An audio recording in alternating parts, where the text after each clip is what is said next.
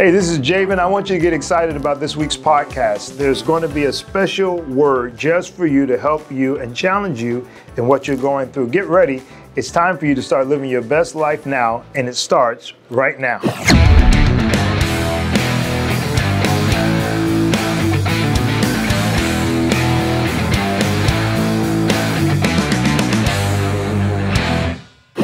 Folks, I'm so glad I'm here. That's what I meant to say. We are excited about the Do It Now podcast. I'm Javen, and what I'm doing is I'm actually allowing one of my executive pastors, Pastor Charlie Robinson, to take over today's podcast, this week's podcast, because we are excited. Come on, give me an applause somewhere over there. All of that, the Do It Now book is out. And let me say thank you to everybody that has already supported this, man. It's been exciting, right? It's been dope. It's been super cool. I mean, it's an amazing thing to be at a place and under a leader, and we talk about Do It Now. I wore my Do It Now sweatshirt. Yes, I should have thought of that. I'm just saying. I mean, you're thinking ahead. You did good. I mean, so it's just amazing to be in a place right now to see the ministry. It looks good, though. I like the yellow. It looks really good. It's amazing to be in a place to see the ministry growing, and then also see you personally growing, and then see and understand the revelation of now, and really just jump into it even more. So congratulations. Thank you. I appreciate that. So that's what today is going to be about.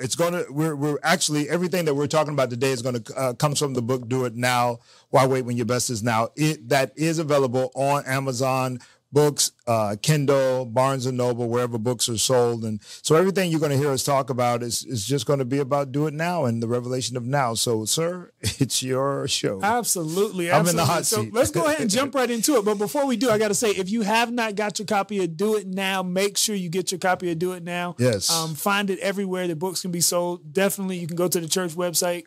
You can go to Javen's his own personal platform and get it. Make sure you grab the book. Couple of questions. When you say Do It Now, talk to me about chapter 3. As I was reading the book, all of it's really good. Yeah. But chapter 3, you start talking about hearing beyond the noise. What does that mean? Can you talk about that for me? Well, life can get very loud, and not only loud, but life can get very noisy. And so between the kids, between the bills, between the aggravating boss, the spouse, and just everything, don't even get me started on politics and all the media. And just like we're coming at you right now, there's a lot going on. Yeah. When all of that stuff starts turning up in your life, it's kind of hard sometimes to hear what your current assignment is, what you need to be zeroing in on, what you should be focused on, because the noise is just too loud. And so what I talk about in the book is the concept and the therapy of turning down the noise, quieting down all of the opinions that are coming at you, right? So that you can focus on what is supposed to be taking place for your life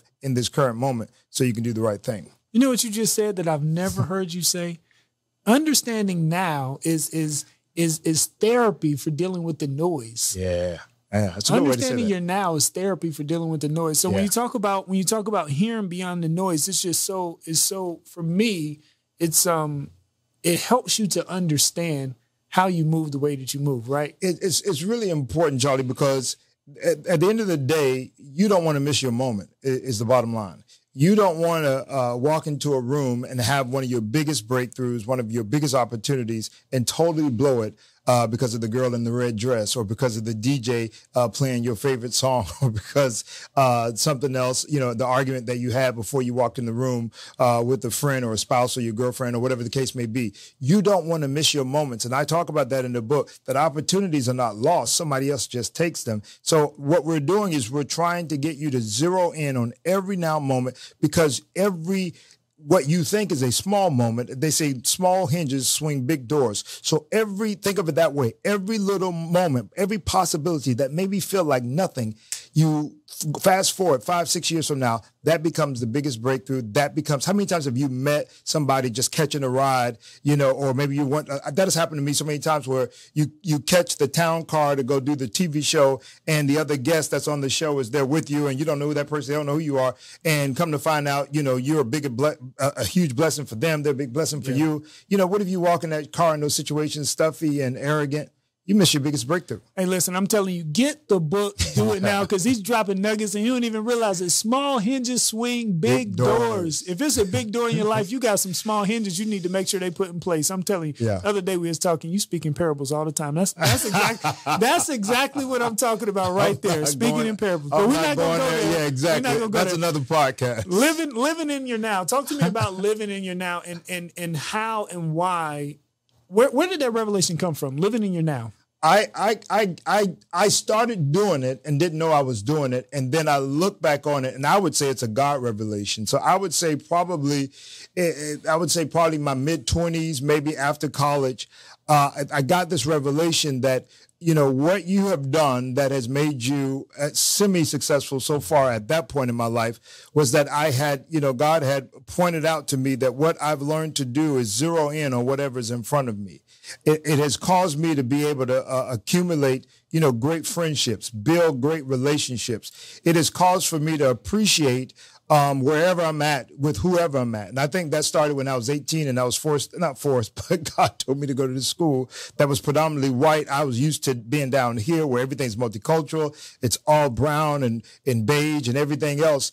And, you know, I wanted to leave that opportunity because I wanted to go somewhere where I felt more comfortable. And between my dad and just the Holy Spirit and just God, I stayed with that season in my life. And it was the best thing that ever happened for me. It's the foundation of who I am as a man today, being able to reach and speak and minister to so many different crowds of people.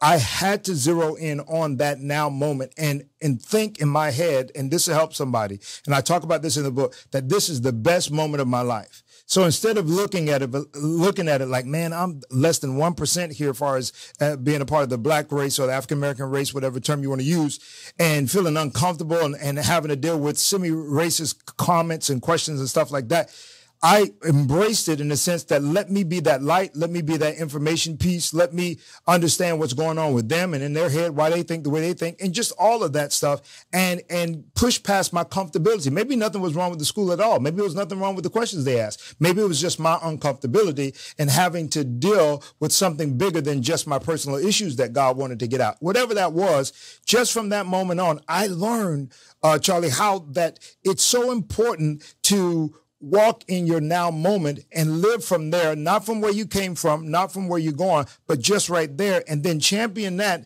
And then whatever the next moment is, champion that. And before you know it, you have a lifetime of just incredible experiences, because I know I'm going a little long, but incredible experiences, because I just want to say this here. Life is only an experience.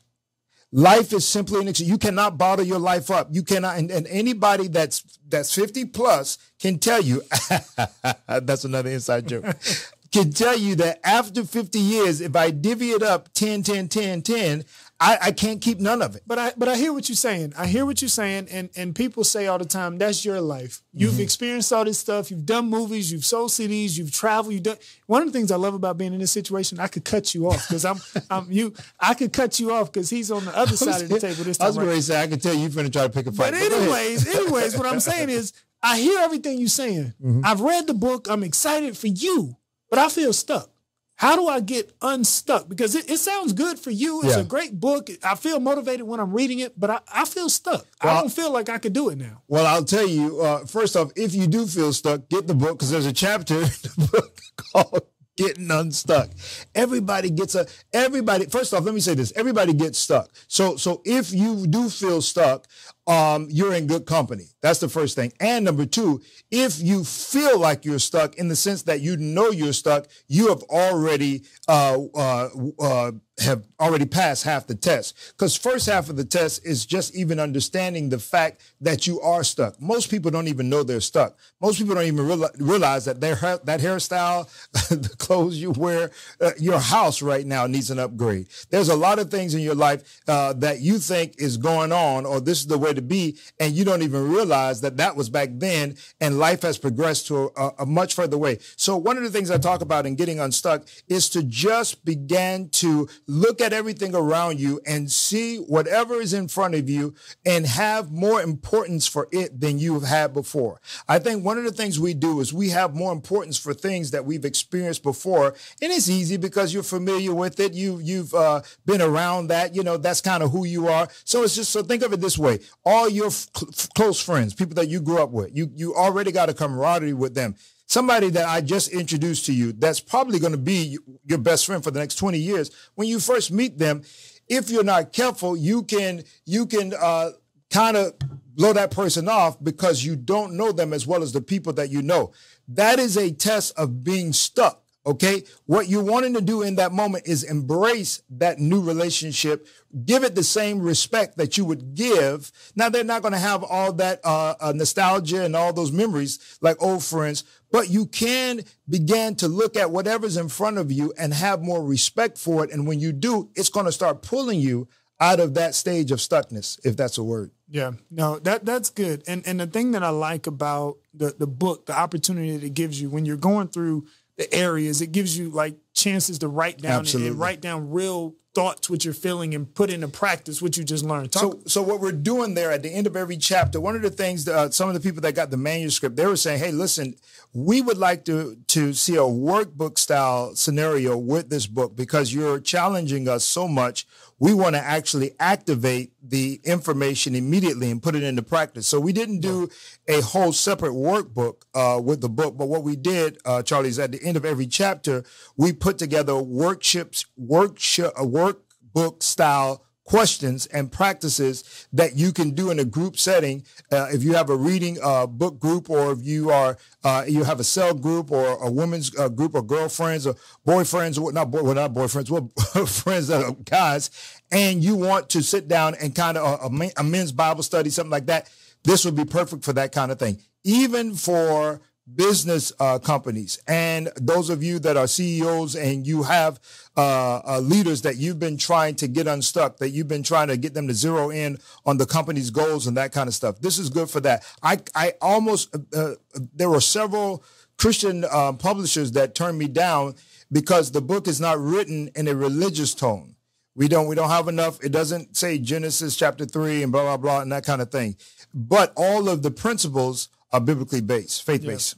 Yeah. There's a chapter talking about just writing down kind of where you are and what you learned and how do you put it in practice. There's a chapter that talks about understanding your beginnings. Can you talk about that for me? Why is it so important to talk about understanding your beginnings once you get the revelation of now? Why do you have to understand your beginnings? That's the homework assignment nobody kind of wants to deal with, right? Because many of us have dealt with so much trauma in our beginning years. Most of us have not had the scenario where we had the perfect parents and the perfect amount of money. We were, got on the varsity team right away, had all the best coaches and everything.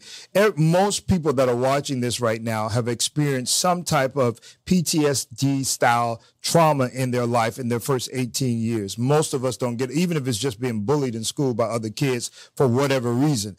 We experience these things, and unfortunately, life pushes you so fast that you could almost forget that you experience these things, but they fall somewhere in your subconscious, and they manifest themselves currently in your now, always, when something pops off. That's when the person has the short temper. That's when the person is always impatient. That's when the person is a little untrusting in relationships, and you can go on down the list. And you begin to realize that this is something from your beginning years. This is something from your entry level of life or the beginning of life, or it could sometimes be something from 20 years ago. It doesn't matter.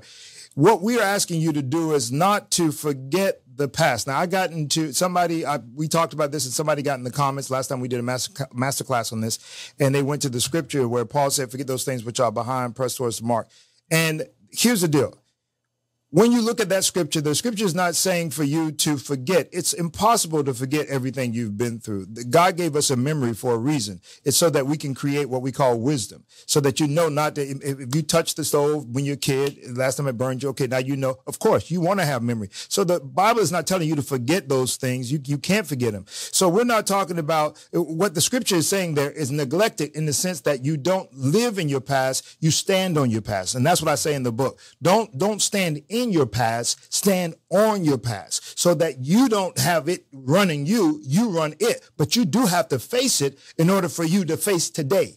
Right. That's a little longer version, but yeah. So basically, whoever made that comment, they just need to get the book so they can understand exactly what he was talking about. You trolling him? I'm not even gonna go there. So watch the whole class. I know, watch the whole class. You'll get what he's saying when he says, understand your beginnings. Talk about discovering your purpose. You say you declare your purpose, you discover.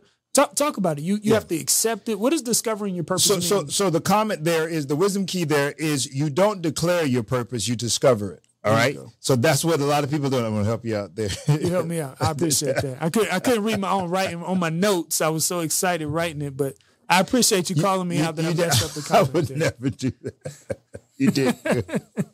So the point there is, you don't just pick a purpose. Yeah.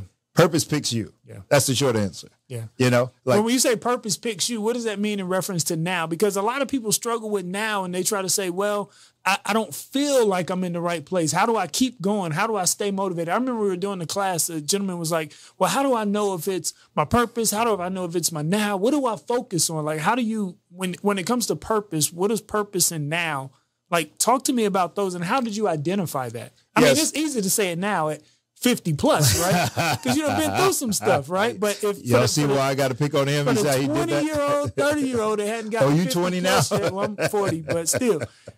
How do you get to that point? So that's a loaded question. I'll do my best to try to answer some of it. First off, purpose is something that usually the way to kind of identify your purpose is things that aggravate you on a regular basis, agitate you on a regular basis, things that you're not even thinking about that always kind of pulls on your heartstrings. You know, if you got a burden for kids, if you have a burden for pets. I remember one time seeing a dog that was just kind of stranded out there, and I would have never thought twice about, not that I don't like dogs, it's just not, I'm not necessarily drawn to pets like that. And there's this lady, man, that she already got her coffee. She had somewhere else to go, but she would not leave until she found the cops or somebody to, because the person, whoever owned the dog, had left the dog tied to the back of a tire, which I even know that's not the right thing to do, outside, and left them, no water. The dog's tongue is hanging out his mouth, and and she just wouldn't stop until she could figure out how to help this dog. Some people, when you start realizing what your purpose is, it'll then start identifying what you need to be doing in your now. And that's where purpose and now meets, because now is a representation of process. Now is new. We always talk about that. The word now means new. The word now also means next. So what you're doing is you're walking in your next level of your purpose. So every now season of your life, every now moment of your life, you want to identify, how does this, I'm starting to feel it.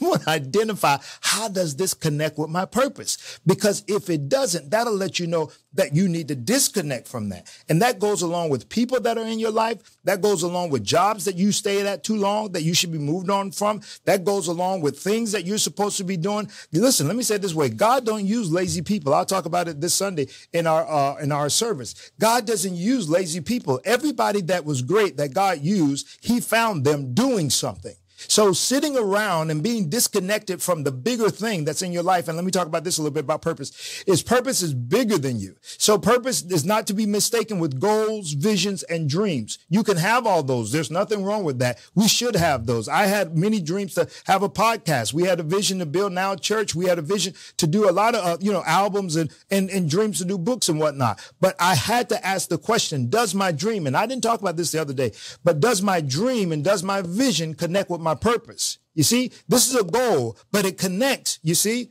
with my purpose, because what it's doing, it's challenging a greater call for people to be impacted, to get unstuck, and to get the revelation of moving in your now. Your children's children are going to be blessed by me being obedient to connect with my vision to fulfill the purpose of what we're doing that is now church. Because, one more thing, purpose cannot be done by just you. And that's how you know you're walking in purpose. Yep. It requires a whole lot of people. And it has been going on before you got here. And it's going to be going on after you're gone. That's how you know. You don't want to give me an applause or nothing. I was waiting on you. I feel like something should have happened. Right, we need one of these to say, hey, exactly. We need that one in here. Oh yeah, that's purpose. And that's why that's why that chapter, I could talk about that chapter a whole hour, because and I'm figuring out, and we'll figure out how to do a seminar or something on Just Do It Now, because there's really, I could take out a whole day just unraveling how do we identify purpose, why should we be connecting to our purpose, and then how do we connect that with our every now moment base, regardless of how we feel. You know, as you're talking, one of the things that just hit me is a lot of people struggle with purpose and struggle with now because they're trying to do it. Yeah. They're trying to do it. And so you cannot walk in your now. You cannot walk in that grace. You cannot walk in purpose if you're trying to do it, because it's so much bigger than you. Yeah. It'll depress you. It'll scare you. It'll paralyze you. And you'll think, like, what did I get myself into? Like, how did I get here? Right. We joke about it now, but we talk about all of the changes that we've had with just moving as a church. Yeah. Right. And it's like so many times when, like, at the middle of the night, like, So for those of you who don't know, we moved as a church for no less than probably 7 times. 12 times? No, not 12 times. about every times. Year. Yeah. We moved because we didn't have the resources. Certainly a lot of the times it was beyond our control. And if you were building a church, a company, or anything, the last thing you want to do is keep relocating or keep moving. And it just doesn't make sense. It certainly makes you look like a shallow, probably ain't gonna make it type company, or certainly as a church and whatnot. But what was happening there the entire time, we just got excited about every move, every now season, every now moment. We knew we were connected to our divine purpose. And the reality is we gained families from every one of those regions. We literally almost did we started here in this location. That's what's interesting. Yeah. We went all the way out west. We went as far north as we could, Broward, Wise, up in Plantation, and then circled back around on the east side with downtown. Think about it. And then came right back to this spot. It's almost like God took us, even when we didn't know it, a full circle to evangelize the total area that has now become church. The only area we didn't technically go into was Miami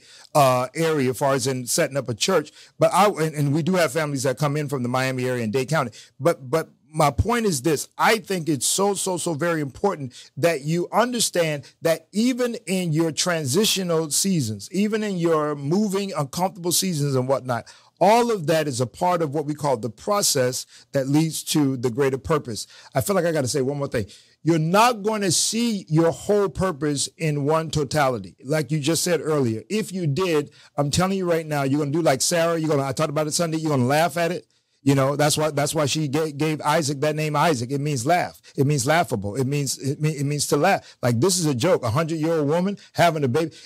If God showed you your real I'm telling you right now, one or two things are going to happen. You're going to have that nervous laugh where you're just going to start crying and laughing, and then crying because you're scared, and then crying because you feel absolutely crazy and stupid that somebody said you can build a church off of nothing with nothing, and it's going to be multicultural, and you're going to have Spanish, black, white, and all kind of people. Oh, but by the way, you have no money, you have no support, you have no building, you have nothing, and you're going to do it in an unconventional way. You're not going to wear suits and ties and the Oregon and all that kind of stuff. It's not going to be the typical church, but it's up to you to get it done. And oh, by the way, if you don't do it, you're going to not fulfill all the now moments and purpose that God has for you. Well, and you left out the part that you don't look like a pastor. And right? I don't look like.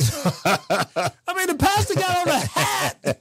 We in the biggest compliment. He'll preach like that too, right? Y'all don't know, but you might come on Sunday and he looked just like that, right? Absolutely. I tried to preach about Crocs one time. Pastor Charlie wouldn't let me. Come as you are. Come as you are. Come as you are. Come as you are. Hey, listen, we love you so much. All y'all wear Crocs now, though, don't you? Anyways, go ahead. Get the book. Get the book. Get the book. Get the book. You get a special on Crocs when you get the book. Yes. No, I'm joking. But listen, there's a section in the book where you talk about you cannot fall from the bottom. You cannot fall from the bottom. Yeah. Talk about that for me. All right. So you cannot fall from the bottom came from a very so let me say this. The way I wrote the book was not I tried my best not to write it. Even though it's a self-help book, I tried to write it where it wouldn't be a lecture, right? I tried to write it to where it includes my journey along with the lessons that I've learned. So for every lesson that I talk about, I try to point you to a season or a time in my life, and this is one of those things. When you start talking about starting from the bottom, it was a season in my life when I was completely broken. It was a season when I would say I was in one of my lowest, if not the lowest point in my adult life. You're just talking about absolutely nothing, brokenhearted, didn't want to go on, felt completely discouraged, probably been depressed, clinically depressed at that point, I don't even know, but just had no desire to move forward, to do anything else, to go on with my life. But something interesting happened in that lowest of moments. And this is, you can look at me talking about it now and say, well, it doesn't seem like he was that low at all. Trust me when I tell you, I couldn't even act out how difficult and how painful and hurtful and regretful that time was for my life and that season in my life. But I found out something extremely interesting that I manifested in that season, Charlie. I began to think on all the things that I always wanted to do. Yeah. Godly. You get mad enough, you'll knock down there's a lady watching right now. I'm telling you right now, you get mad enough, man, you'll knock down a whole wall and renovate your whole house single-handedly by yourself because you just go, enough is enough. And I believe that when you're down at the bottom, that's the best time to go after any and everything. That's the time to try your hand at all the problem we do is we wait till we accumulate a little bit of a following and a little bit of success. And then we try to, jump out there and do stuff. And when we do it that way, we're not going to do it all the way because we know we got X amount of followers. We know we got people watching us. We know that people expect a certain thing from us. But see, you're waiting the wrong time to step out. You need to step out when you ain't got nothing. You need to step out when nobody's following you, nobody's looking at you, when nobody expects nothing from you. And that's exactly what I did. I shifted cities. I sold my house, went to a whole nother area. I changed careers. And watch this. I told nobody.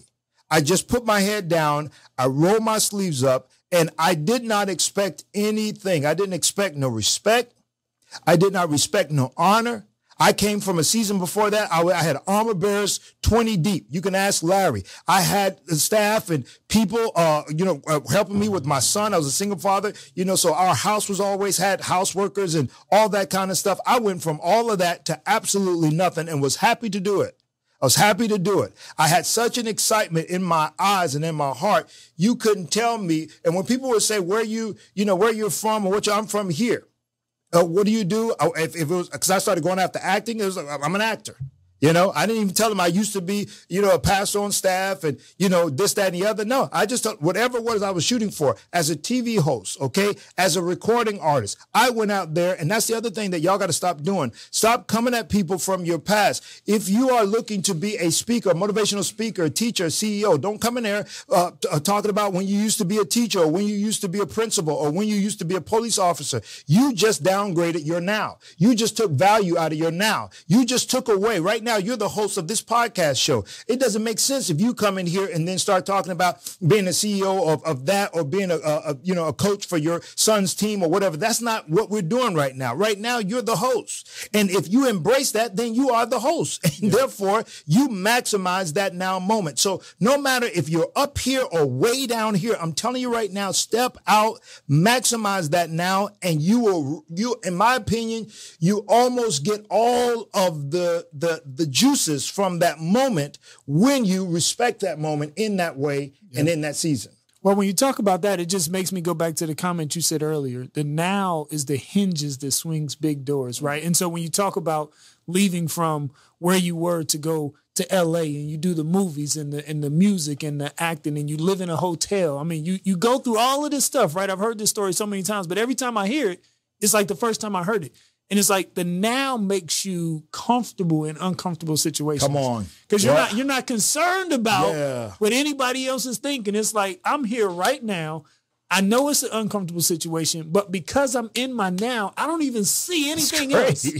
I see nothing else. All I'm focused on is what I'm doing right now. The now makes you comfortable in uncomfortable situations. Last question, because I know they telling us we got to wrap it up. Last question. I know, but before you do that, because you raised something inside of me. You raised something inside of me. I know. Another show. We could do it again. We need to do it again. I will say this. You raised that what you took me back to was Ventura Boulevard in Studio City. Look it up, Holiday Inn. I don't know that maybe somebody has bought the hotel, but it's right there on Ventura Boulevard, right where Cahuenga meets whatever that street. I can't think of the street. Ventura. Okay, so right there, there's a Holiday. I see it like it was yesterday.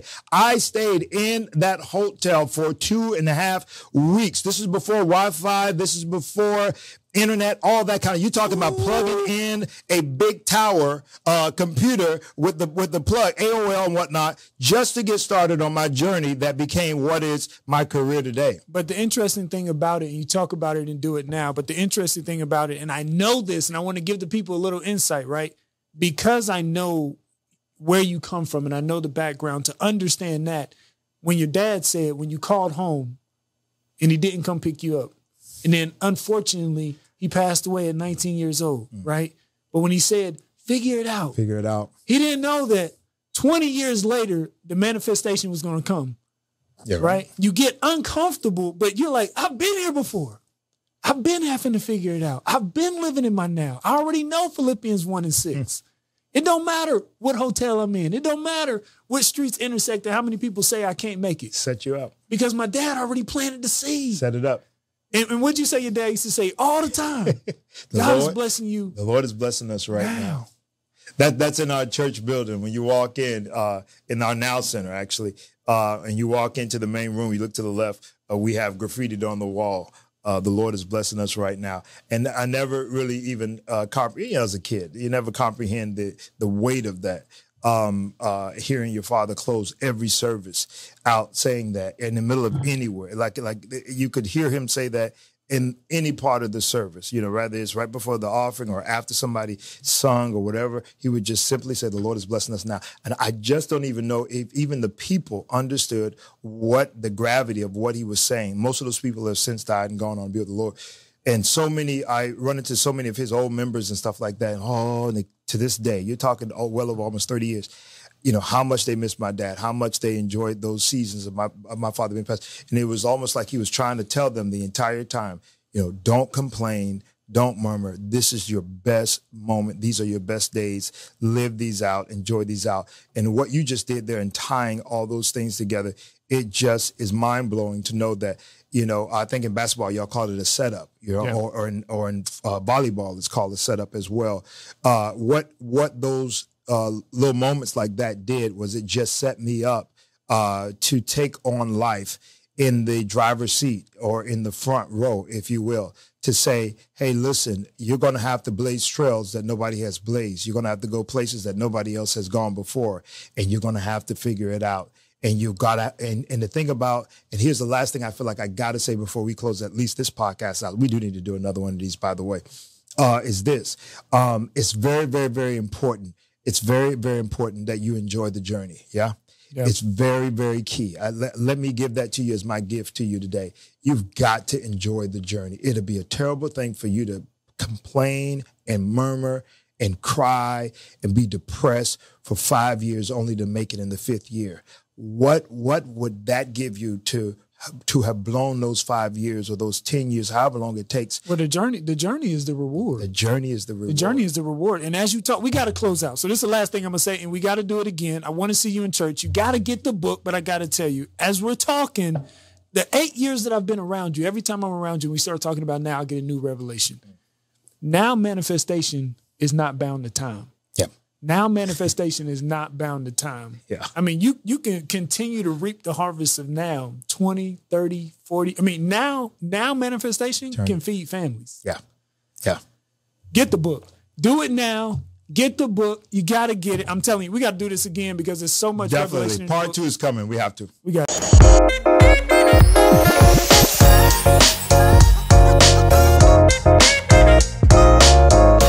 Hey folks, thank you for joining our Do It Now podcast. I hope what was said today helped you, challenged you, and caused you to live your best life right now. Do me a huge favor. If you enjoyed today's podcast, I want you to share and like and subscribe to our channel. We want to share this message of now with every and anybody we can possibly get it to, and you can help us do that. Would you do it for me? And don't forget to live your best life now. We'll see you next time.